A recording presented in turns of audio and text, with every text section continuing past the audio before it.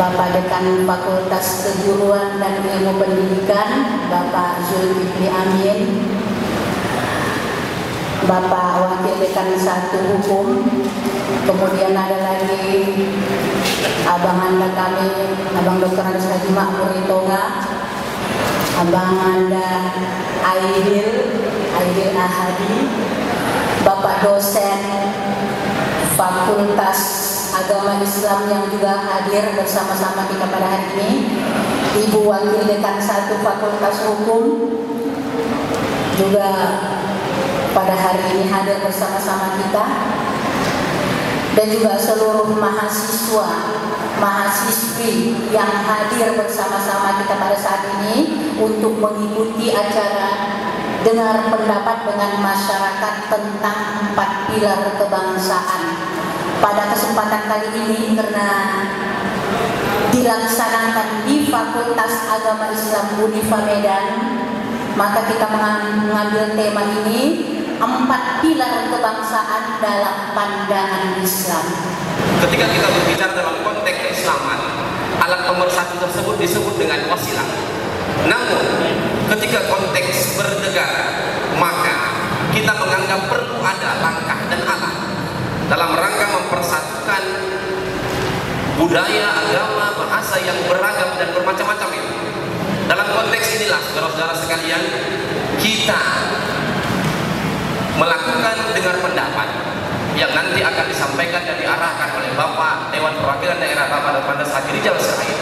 Sekaligus kita nanti menyimak bagaimana pandangan Islam dalam mengkaji 4 pilar bernegara, yaitu kami jemput dengan segala hormat para narasumber kita. Kemudian dan kami muliakan, kami jemput juga Bapak Dr. Andes Haji Rijal Sirait selaku Dewan Anggota DPD Perwakilan Sumatera Utara untuk bersama-sama kita berada di atas studio ini. Kemudian yang kedua juga kami mohon kesediaan kebersamaan Bapak Dr. Haji Afiansi MA sebagai narasumber dan Bapak Dr. Haji Ashari Akmal MA yang juga akan narasumber pada diskusi kita kesempatan pada sore yang berbahagia ini. Kepada Bapak, tuan-tuan guru kami, para narasumber kami jemput dengan segala hormat.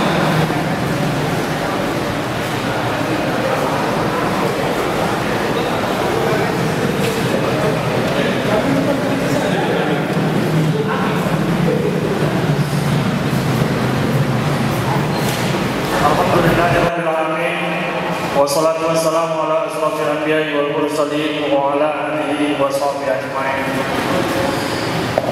Yang terhormat Bapak Rektor Universitas Al-Wasiyah Unifa Medan beserta Wakil Rektor. Yang terhormat Bapak Ibu Dekan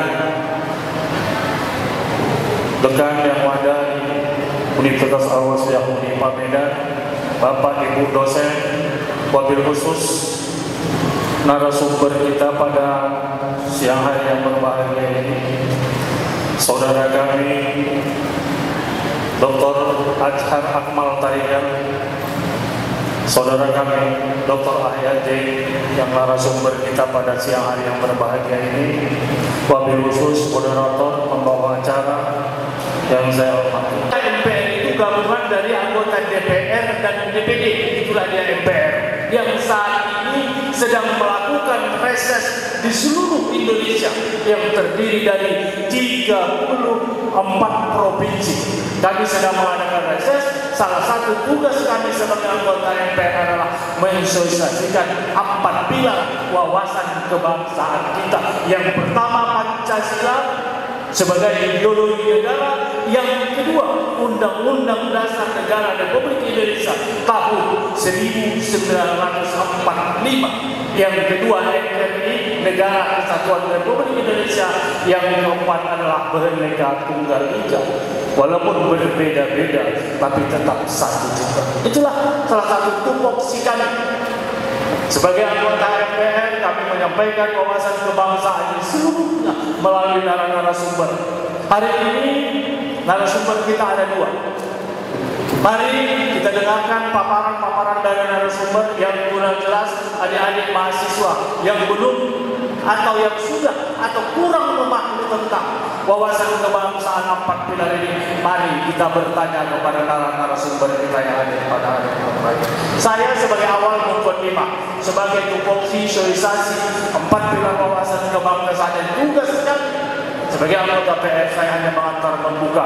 Mari kita ikuti acara ini dengan seksama, menambah ilmu wawasan kebangsaan kita sebagai warga negara Republik Indonesia. Terima kasih kita ucapkan kepada Ibu Dekan yang telah bersedia sebagai tempat. Terima kasih Bapak narasumber. Ini yang kedua. Kemarin sama dengan acara khusus dari Fakultas Hukum di lokasi ini juga. Yang kedua Fakultas Agama Islam.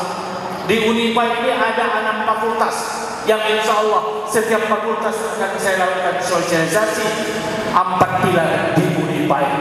Kenapa? Karena saya adalah utusan Al-Jannatul Wasthiyah sebagai anggota DPD yang berada di sana.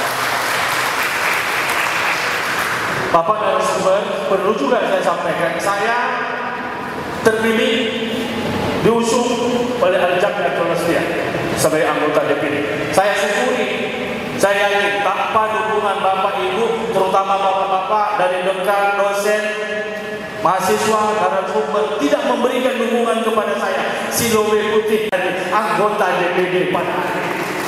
Saya ingin jadi ini perlu saya sampaikan sehingga Pak narasumber mungkin belum memahami betul kenapa bisa di Unipa, karena saya orang Unipa. Dan saya mengabdi di Unipa ini selama 9 tahun. Sejak saya selesai kuliah S1 di IAIN, saya masuk di Aliyah ex-PGA Proyek Unipa bersama-sama dengan Bapak Dr. Adus Hasbulahan.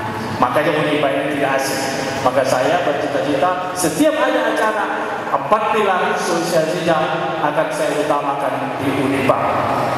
Minimal 6 kali ada 6 fakultas. Inilah sebagai awal mukadimah dari saya.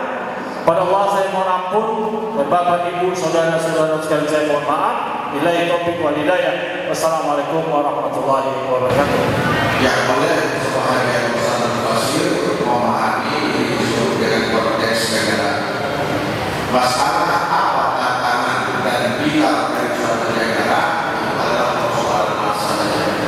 Tapi bagi kita, Al-Quran sudah memahami bahwa negara itu mengutip salah seorang pernyataan dari Jawa tugas kehidupan pada masa pertemuan ini adalah mencarikan dalil dari Al-Quran dan hadis terhadap hal-hal yang sudah terjadi di masyarakat, sesuatu yang sudah memang popularitas dalam kehidupan berbangsa dan bernegara. Kita punya Pancasila. Mari sama-sama kita carikan dalil dalam Al-Quran dan Sunnah agar keberadaan Pancasila itu tidak dipandang diri oleh sebagian orang. Nah, kemudian kita juga punya Undang-Undang Dasar 1945. Mari kita sama-sama duduk, sama-sama bermusyawarah. Mari kita sama-sama tukar pikiran untuk mencarikan dalil dari ayat-ayat Al-Quran dan hadis sambil menunjukkan mana di antara pasal-pasal yang terdapat di dalam UU 45 yang berseberangan dengan pemahaman Islam.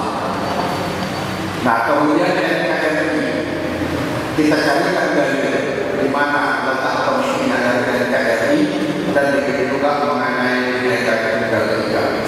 Jadi pada pertemuan hari ini kami ingin mengembangkan sedikit pendapat bagaimana 4 pilar kita coba meninjau dan memahaminya melalui proses-proses Al-Quran, melalui hadis-hadis, ada juga melalui pendapat-pendapat para ulama. Ini mengenai seni ajaran Islam yang disebut dengan ummatan wahidah, persatuan. Nah, kemudian pada sila keempat di sana dapat kita lihat kerakyatan yang dilukiskan dengan kata musyawarah, dan bahkan Al-Quran sendiri pun menamakan satu surat 200 juta. Apakah 200 juta penduduk Indonesia ini semuanya sudah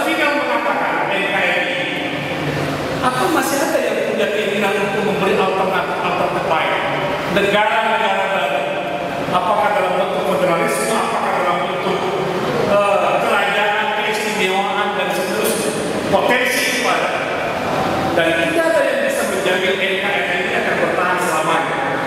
Tetapi sepanjang kita konsisten dengan 4 pilar, bukan saja pada tataran formalitas, tapi kita memahami nilai-nilai yang dikandung di dalam 4 pilar itu.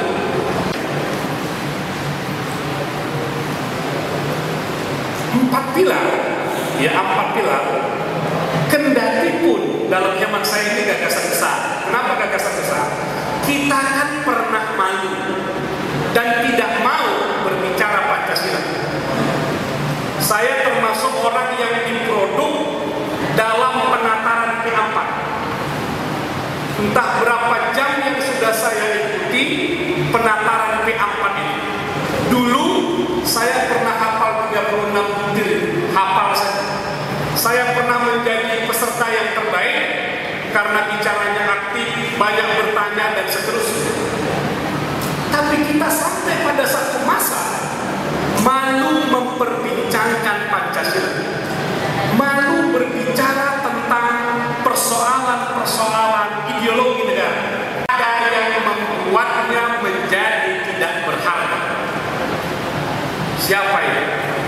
Itulah orang-orang yang perilakunya bertentangan dengan nilai-nilai Pancasila. Dan kita sudah lama ini. Setelah berakhirnya era Orde Baru, masuk Orde Reformasi, orang malas berbicara tentang Pancasila. Karena ketika bicara Pancasila itu yang muncul adalah sinisme. Makanya dalam benak saya, terobosan Pak Taufik Kemas beserta anggota MPR dengan melahirkan ini, itu satu keberanian, berani menentang arus, dan mereka menyadari persoalan ini memang sangat serius. Walaupun gagasan besar ini tidak sunyi dari kritik. Di mana kritiknya? Kritiknya itu adalah apakah kita meletakkan Pancasila, Undang-Undang, NKRI, Bhinneka Tunggal Ika itu pada garis yang sejajar. Itu kritik. Maka banyak pakar hukum mengatakan Pancasila tidak sama dengan NKRI, tidak sama dengan Bhinneka Tunggal Ika. Jadi kalau pilar itu kita pahami sebagai tiang penyangga, ada 4 tiang penyangganya. Pertanyaan dasarnya adalah asasnya apa? Basisnya apa? Kalau kita bicara Islam, itu sering sekali dikatakan yang menjadi asasnya itu adalah tauhid. Di atas tauhid inilah tegak sholat, tegak zakat, tegak puasa, tegak haji. Tapi asasnya itu tauhid. Nah, dasar di atasnya inilah tegak yang kita sebut pilar. Kalau saya jadi anggota DPD Bang Rizal, tapi nggak mungkin mengimbangi kehebatan Bang Rizal itu. Kalau saya jadi anggota DPD, jadi MPR, maka yang saya tawarkan itu 4 pilar, 1 asas.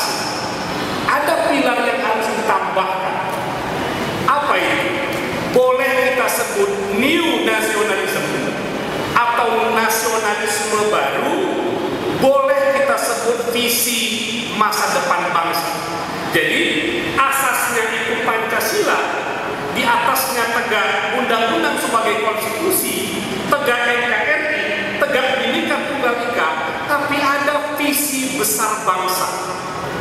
Itu yang hemat saya perlu dikerjakan anggota MPR, dan bagian dari dalamnya itu adalah anggota DPD. New nasionalisme itu, kita tidak bisa lagi bicara nasionalisme seperti yang kita pahami dalam konteks kebangsaan yang satu, dalam konteks kebersamaan, satu bahasa, satu bangsa, itu tidak lagi bisa merekat. Nasionalisme baru pada bangsa ini adalah harus mewujud pada mimpi bersama. Mimpi bersama kita Jadi Pancasila akan kembali menjadi dasar. Kendati demikian, kritik yang muncul itu tidak mengurangi nilai